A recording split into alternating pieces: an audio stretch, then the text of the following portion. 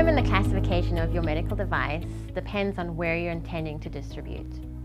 In the US, the FDA regulation requires classification according to risk. So there's a Class 1, Class 2, or Class 3 classification.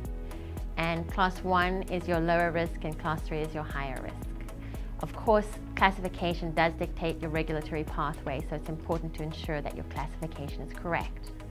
If you are unsure, there's always a 513G classification request procedure, which allows you to provide your intended use and indications for use to the FDA, and they will come back and provide you that classification. Kapstone can also help you determine your classification. In Europe, the classification is determined slightly differently than in the United States. It's performed according to what's called the classification rules, and in the medical device regulation, there are 22 classification rules. Classification is determined based on invasiveness of the device, duration of use, and whether the device is active or not. Classification of your device determines the regulatory pathway.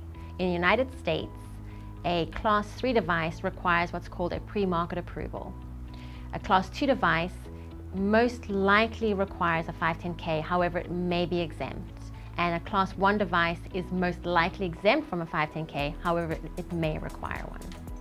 There are special controls and various guidance documents that may determine additional regulatory requirements that need to be included in your submission.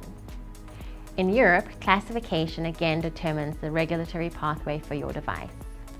Conformity assessment routes are used to determine the depth or involvement of a notified body that is required to get your product to market.